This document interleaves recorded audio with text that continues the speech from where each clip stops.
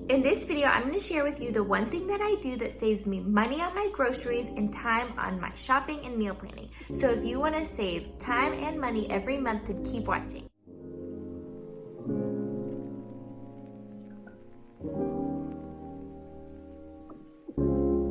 So the one thing that I do every month that saves me time and money is that I plan my meals and I do my grocery shopping by the month. I have always been a meal planner, but I was having such a hard time staying within my grocery budget, and it felt like the last week of the month I had already gone over week after week that I hardly had anything left. And one day I had a friend mention to me that she does her grocery shopping by the month, and I thought, well, whatever I'm doing right now isn't working, so I might as well give it a try. And I will never go back to going every single week and having to plan my meals every single week, because this has streamlined the process so much for me. It has helped me to stay within my budget so much easier. I barely even have to think about it anymore, and I am not having to sit down and try and think of what to make every single week anymore, and I'm not going to the grocery store every Saturday morning anymore. And so that's it. That's my secret. I already told you, and it's only the beginning of the video. The rest of the video, I will show you how I do this, how I plan my meals for the whole month at a time, and how I do my grocery list for the whole month at a time, and then how I can just adjust and make sure that I'm staying within my budget. And just a quick word about budgets. I know that sometimes maybe we feel like embarrassed that we are putting ourselves within a budget, and maybe we feel like, oh, that means we don't have enough money. No, it doesn't. Budgeting doesn't mean that you don't have enough money for something. It simply means that you're telling your money where to go. And if you have chosen to have a maybe smaller than your average household's monthly grocery budget, it doesn't mean that you don't have enough money for groceries. It just means that you are maybe prioritizing another category, or you want to increase your monthly savings, or you want to increase your investments. Whatever it is, it just simply means that you are telling your money where to go, and it doesn't mean that you don't have enough money. I try to keep our grocery spending to about $600 a month, and that includes household products. I know some people separate their grocery budget and their household budget, but for me, if I'm buying something from the grocery store, then I include it in my grocery budget. And if I'm having a heavier than average household purchase month, then I want to adjust that with my food purchases, because our grocery money and our food purchases is kind of one of the only expenses that we have control over.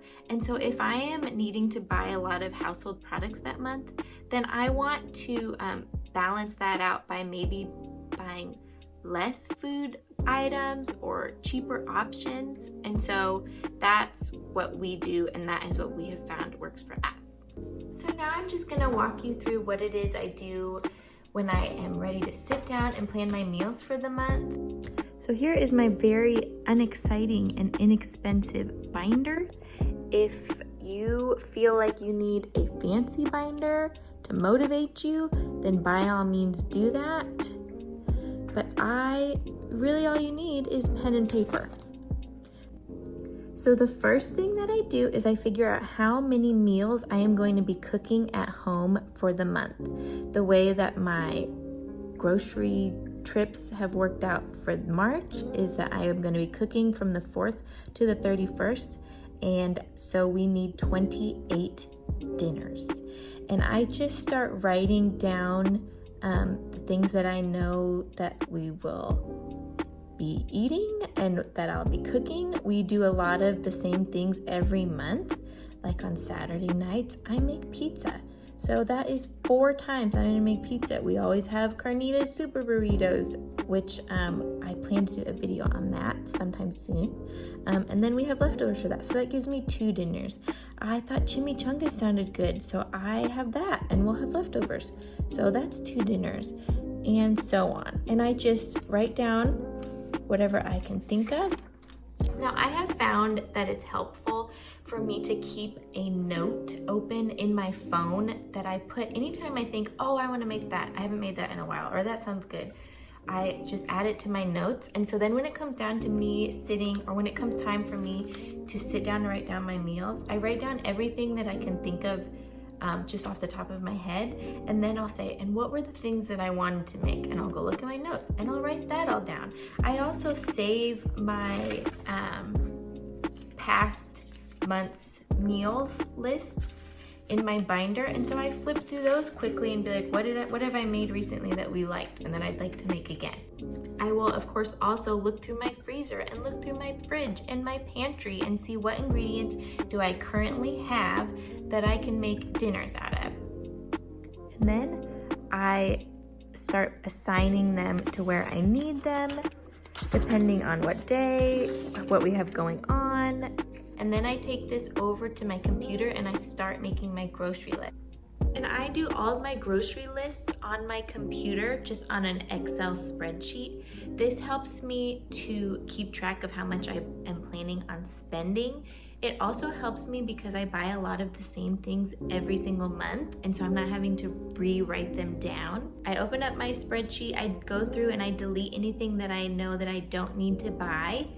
And then I start going through my meals and I add the ingredients that I'm gonna need for those meals. And after I've put everything in that I'm gonna need for my meals for the month, I go to my grocery list that I keep adding to throughout the month whenever we run out of something or whatnot. I will put that onto my spreadsheet, and then I will add any of the nice to have items, and then I see where I'm at on my budget. I'm gonna be over on my budget.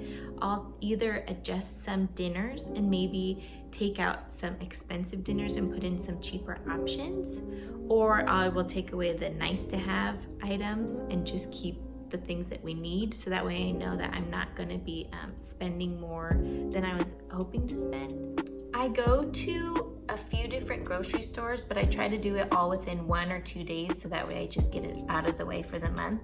I go to Costco, Winco, Walmart, and then I go to our local Fran's bakery outlet. It's just a bread company here to buy, and I buy my bread for the month. So the more you do it, you'll kind of see what grocery stores have better deals on certain things, and then you'll just get into a routine of buying those items at that store.